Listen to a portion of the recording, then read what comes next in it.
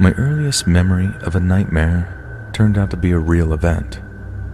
So that title sounds like a no-sleep story, and that's the first thing I thought when I first found this out about 2 months ago.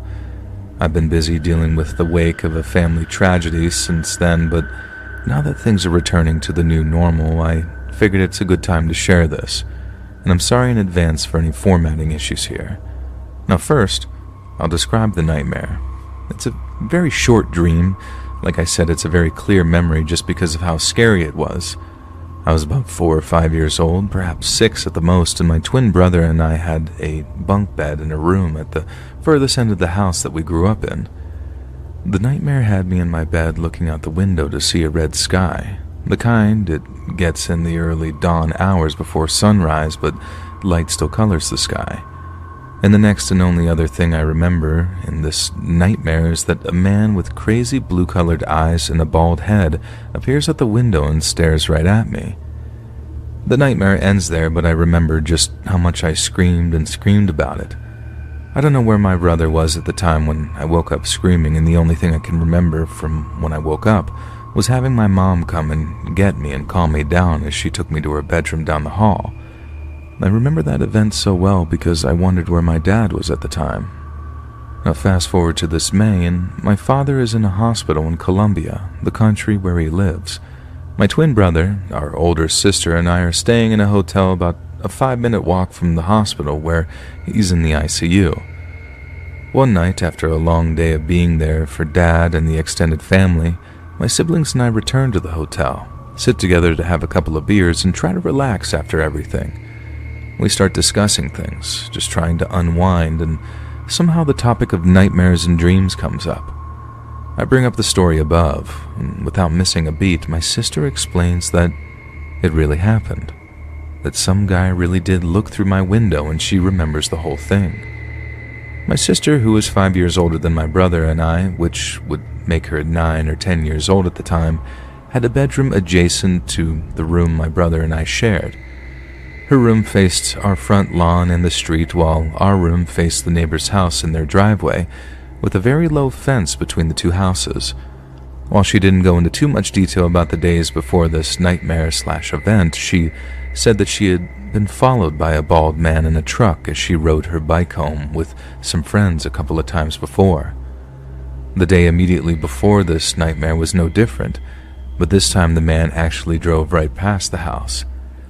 At the time, she was a latchkey kid since my brother and I had to attend a special school about 45 minutes away from our hometown for a speech impediment that many twins have, and my mom had to pick us up rather than be home for my sister's after school. However, she was never home alone for more than an hour. That afternoon and evening were pretty normal as she remembers it. My dad came home from his job. He worked part-time as a cop in a local hardware store, and we all had dinner, did homework, played, and did the usual family things before bed. That night, at around 12 to 1 a.m., this bald-headed man parked down the street at a small industrial park, walked up to our house, and tried to get in through my sister's window, which woke her up. She screamed when she saw the man nearly opening the window as it wasn't locked. My dad stormed in and tried to shove the guy out or hit him with his nightstick, and my sister doesn't remember exactly, which caused the man to run off. But he only stayed away for a short time before returning to try to get in through the window in my room. He tried opening the window, but it was locked because my mom didn't want my brother and me to open it, as our bed was right up against it. My sister said I screamed as loud as I could, and my mom came in to get my brother and me while my dad ran out the front door to chase the guy, but to no avail, as the man fled through our backyard. Our backyard was situated against a small rail yard, part of the aforementioned industrial park. Between our small neighborhood and that rail yard was a dense patch of trees that always made the backyards very dark, so my dad didn't want to risk being attacked there. And instead he went back inside and called the police, and then called our elderly neighbor to make sure that they were okay while our mom took care of us kids. This is all my sister could remember from that night herself, as this happened a very long time ago. Neither of us can recall anything else after that, and the story sort of just stops there. Unfortunately, my father passed away in the hospital, so we can't ask him about it. Given everything that's happened, none of us had thought to ask our mom yet, but maybe I'll ask her soon.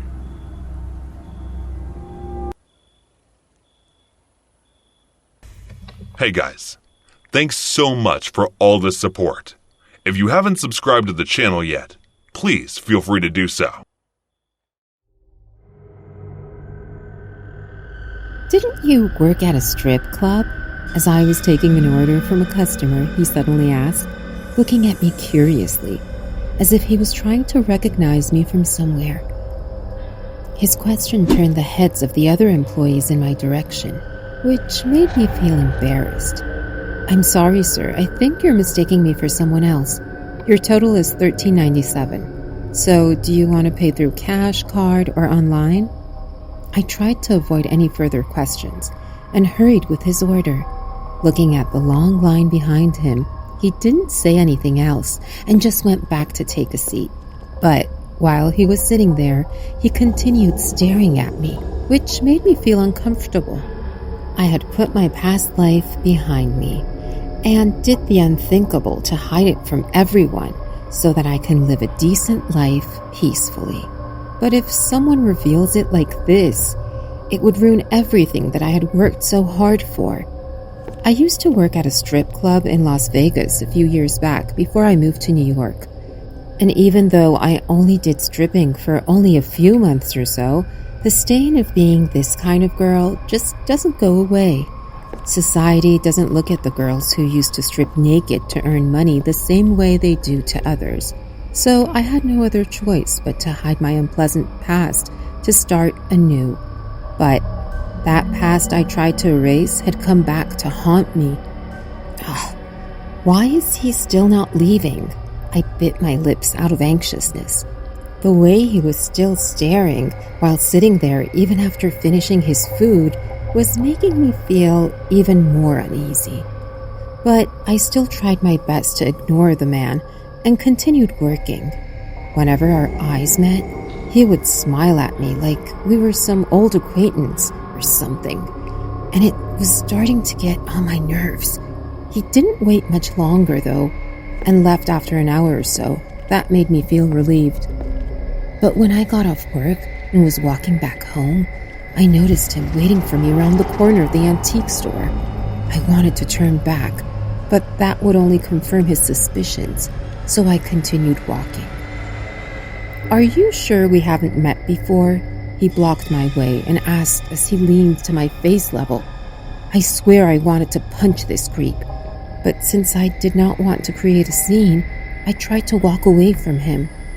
But he didn't let me and continued to block me. "Let's not do this, darling. We both know I'm right about you being a stripper. Now, if you don't want the little image that you have maintained here to get ruined, you'll quietly follow me." As he said that, I looked around and saw a few people from work looking at me, wondering who this man was. "Yes, sure, sir. I'll show you where the nearest subway is, since I'm headed the same way." Filled with indignation, I said this a little louder for them to hear and started walking with him. I could see the nasty smile on his face that was infuriating me, but I controlled my maniacal urges and followed him silently. The place he was leading me to did not look like a good neighborhood. There must be at least 5 abandoned houses we passed, and the people walking in the area looked shady as hell. "Where do you think you're taking me?" I finally opened my mouth to ask him that. The bastard looked at me with his foul smile and said, "You'll know soon. And if you don't want your little secret exposed, you'll keep following me." I clenched my fists, controlling my homicidal tendencies, and gave him the fakest smile I could. He led me inside the building, and when we entered an apartment that resembled a garbage can, he locked the door behind us. I turned to look at what he was doing, and as I predicted, he lunged at me in an attempt to rip my clothes, which I successfully managed to avoid. He must be delusional into thinking I followed him because he had the upper hand on me, but he had no idea what my true intentions were, and foolishly led me to a neighborhood filled with crimes. How dare this evil-smelling, malicious man try to take advantage of me? Does he think I'm an easy target just because I used to work at a strip club? I muttered in a barely audible voice, thinking how cruel fate is to women. What did you just say? He asked in a pissed tone, which made me look him in the eye and sigh a bit louder before speaking. If you know me, then you probably know Bill too, right? I looked directly into his eyes. Are you talking about the manager of the club? He replied hesitantly. Do you want to know how he died? He took a step back as he saw the maniacal expression on my face. Oh, I did not want to do this anymore, but it's bad that I have to kill you now. As I said that, I noticed him getting ready to escape, so I kicked him behind the knees, making him fall on all fours, and then I rushed at him, putting him in a headlock. Please don't hurt me. I swear I would stay quiet as a mouse. I won't tell anyone about any of your secrets, so please, let me go. I glared at him for a few seconds before bursting out in laughter. I couldn't believe this idiot thought I'm doing this because of my secrets. That is not why you're going to die, I whispered in his ears as I stopped laughing. He was about to turn back, but before he could say anything else, I twisted his neck in a swift motion and broke it. As I released him from my grip, he fell lifeless on the ground. It was comical that his last thought must be why he was getting killed without even realizing it was because he tried to take advantage of a helpless girl with her past as an excuse. These are the times when being the daughter of a gymnast and a martial artist pays off, but they'll never know what I have been doing with the skills they taught me. I knew I was going to get caught this time, but I didn't care. Even left the body as it was lying around in the middle of an abandoned apartment building. As I was walking back, I didn't feel bad or troubled. Instead, I was calm, knowing that I was going to live my life to the fullest until they come and get me. Enough running. This time I was going to face my fate head on, since it has decided to play this cruel game with me wherever I go. And in case I get away again, I was hoping not to kill anyone ever again. And it wasn't like I did those crimes because I wanted to. No, it's people like them who bring out the monsters in someone like me.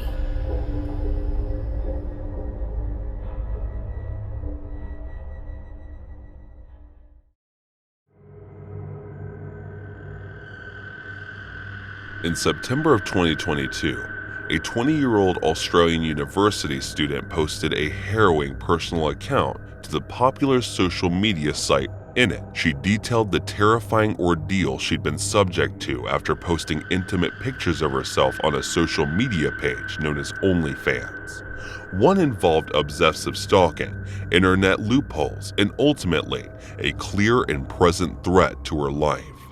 Only through a completely anonymous throwaway account that she feels safe enough to share a story, adding that her local police force had finally taken action against the person responsible. But even then, the girl made it clear that her complaint should have been taken seriously long before she was in any imminent danger. According to the girl, the incidents all started after she moved back with her parents during the summer break. The girl was particularly excited to be home as the family had just bought a new puppy. By all accounts, the girl was having a ball getting to know her new furry friend. But as anyone who's ever had a puppy will tell you, to say they can be erratic would be the understatement of the century. On night, the girl awoke to hear her puppy yelping at the back door. They were in the middle of the potty and went downstairs to let the dog out. She says it was as late as 2 a.m., and there didn't seem to be another soul around as she stepped down into the night, but as soon found out she wasn't entirely alone. I saw this figure in a car, she said. I could tell they were looking at me, but it was pitch black outside, and I couldn't make out their face. I felt a bit uneasy, but I didn't really think anything of it. Only when I go back inside, the car started up and followed me up my driveway. The terror of such an experience is undeniable, and even though the girl was so close to home, there's no denying that being out alone in the middle of the night made her very vulnerable indeed. I was terrified the girl at it. I sprinted back inside and locked the door and kept my eye out for them in case they tried to break in. But as far as I know, they just backed out the driveway and left. Then she woke up the following morning after a terrible night of restless sleep and deep concern. The girl found an envelope and said her parents left her box. The envelope contained not only 20 Australian dollars in cash, but also her OnlyFans username. I thought long and hard about how he could have found my parents' address, the girl said. Now working out the problem didn't start until I shared my Amazon wish list. OnlyFans and Amazon were both adamant that the security systems prevent leaks from taking place. However, it appeared that wasn't the issue. A third-party seller was not bound to the same data protection laws as large multinational companies. Although she doesn't know for certain how her stalker got her address, the girl is 90% sure that they got in touch with a third-party seller and obtained her home address in that way. Whether it was money, coercion, or intimidation that caused the seller to give up the info is another question entirely. But the fact remains that's the most likely of all explanations. After that, when I moved back to the college town where I was studying, I stopped posting content. The girl goes on to explain, but somehow my stalker still managed to track me down. The girl said she basically closed down her fans account and started a YouTube account because of how unsafe the former felt.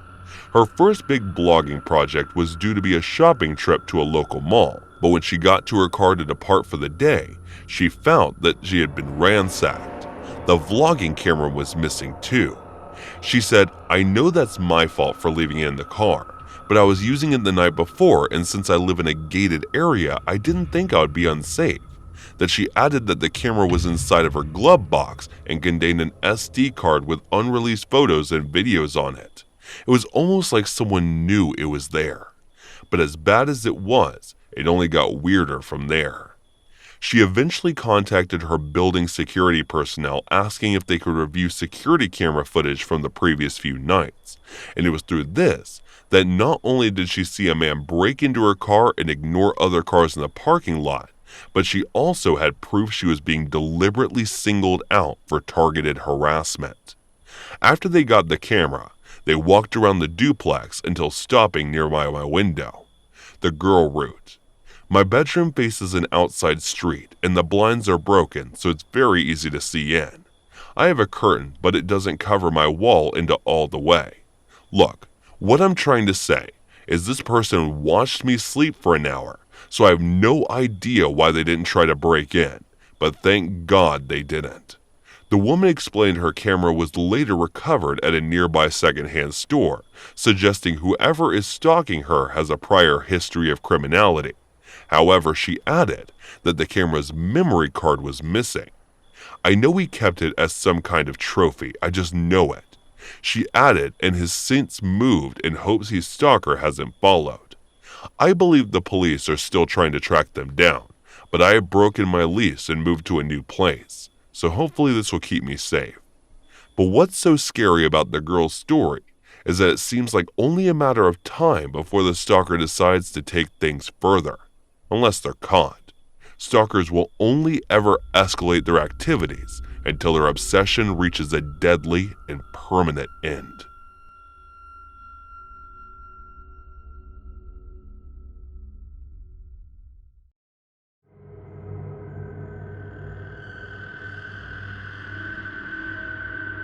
I am a 23-year-old Italian male living in a not-so-small town in southern Italy. No, it's not the most secure town in the world. In fact, we have a long history of microcriminality connected to the local mafia. But if you're smart, you keep yourself out of trouble. I need to explain my daily commute in context first to make things better to understand.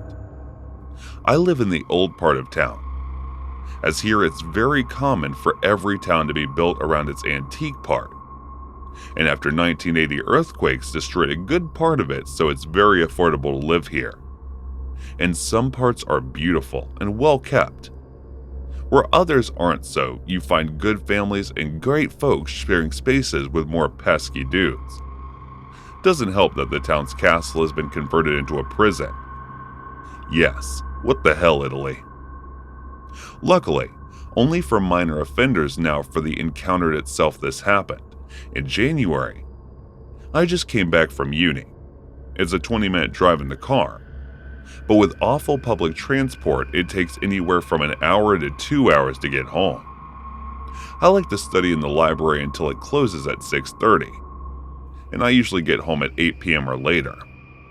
I'm greeted by my dog Maya. She's a 1-year-old lab, and I take her for a walk around this part of town in the castle since it's her favorite spot to meet other street dogs.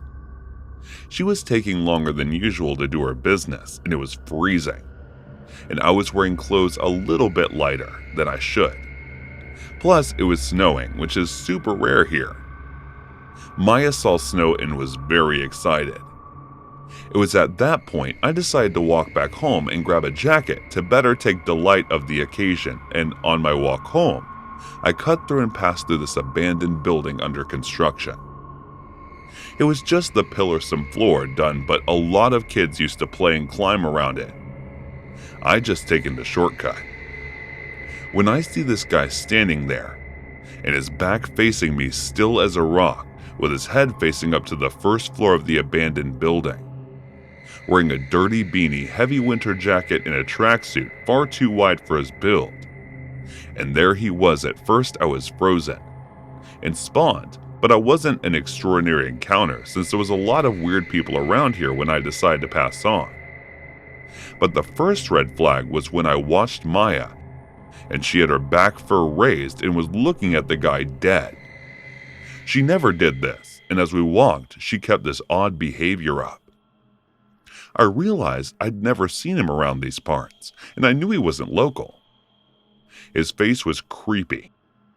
Greasy hair, a 3-day beard, and he extended his hand to Maya stupidly. That calmed her down a bit. Maybe he was just mentally ill walking around. But anyway, there's a dormitory for mentally ill people not too far from here. But when he was trying to pet my dog, I hear something moving on the first floor.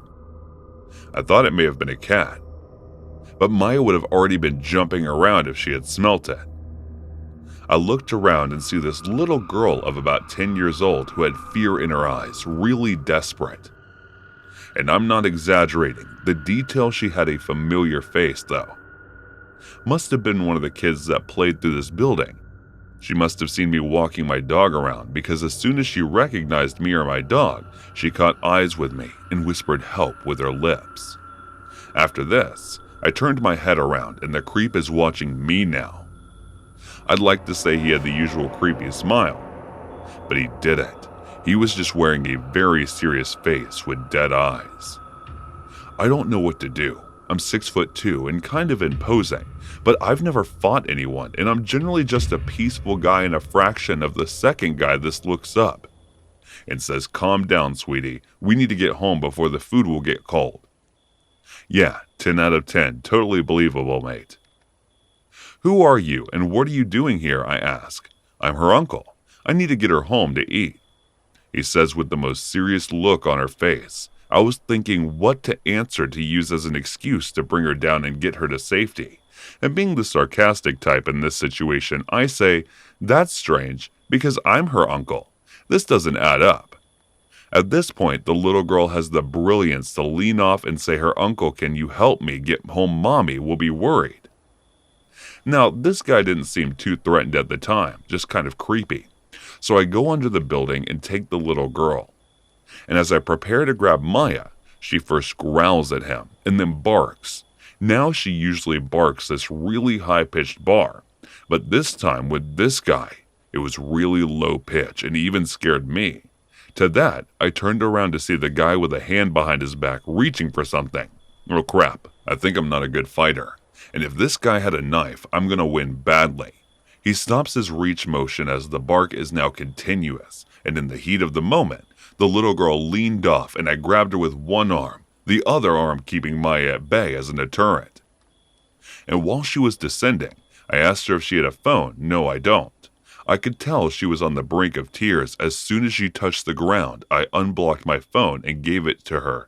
She took the phone and immediately legged it. I should have been glad to, but my immediate thought was if she did this, all I have to stay on my phone, I would have been deadly pissed. After all, it wouldn't have been unusual, but I basically asked her to take it, so it wouldn't have been impossible to think.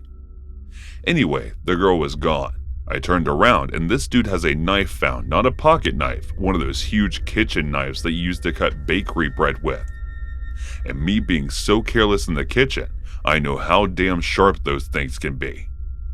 So I decided to run away too, but Maya decided, nope, I want to stand here barking at him. And I couldn't manage to pull her away as she's almost a 30-kilogram dog. But this was a grip too strong for even her. So we were there stalling, and this guy starts swinging the knife in the air. I went to run. If I leave my dog, I know she'll end up really bad. And even if I managed to pull her, he could run after us. And there we were, swinging the knife with empty eyes, and the dog barking and me crapping myself, not knowing what to do. And to make everything worse, my hands were freezing cold for not wearing gloves, and the grip leash was really starting to hurt. The thing that still surprised me in the situation is the fact that I am absolutely sure that people around the block could hear us. Not a single one decided to take a look anyway. After what seemed like a long time, but was probably around 2 minutes, I hear heavy footsteps from the street I came from. And a lot of people show up. Probably her dad and some relatives and friends with a baseball bat. This is not going to end well, I thought. As soon as the creepy guy saw those men, he threw the knife in my direction with terrible aim, but still, I had to move not to get hit, and started to run me trying to go into the street in my direction. I didn't even try to block him because I was still frozen by the knife under toe, but Maya bit his leg, ripped a piece of his tracksuit off. I still have it. She's so proud of it and is now one of her favorite toys. But the dude didn't even care and ran for his life with some of the girl's supposed relatives behind him. He eventually managed to get them off, but the girl's father came to me. I thought to thank me, but instead he screamed, "Who the hell was that?" while waving his bat menacingly. I look at the girl telling him to calm down, but he only got more pissed until the girl ran up to him telling him that I had helped her and gave me my phone back. After that, he calmed down and thanked me for helping his girl and offered me to grab a coffee at his house. I politely refused and went home, deciding that was enough adventure for one night, and I was still tired as hell from uni. And slept it off. The next morning, the police rang my doorbell to take my statement, as the guy managed to run off and showed me a book with all the signaled photos' IDs and stuff, but nothing came out of it. He probably wasn't even from a nearby town. You could tell from his dialect and accent it was a slight variation from town to town, and that was the end of it. I surely did not do the best I could have, but I'm glad I still got to help out the little girl. I don't know what would have happened to her if someone hadn't shown up. So creepy wannabe uncle, let's not meet.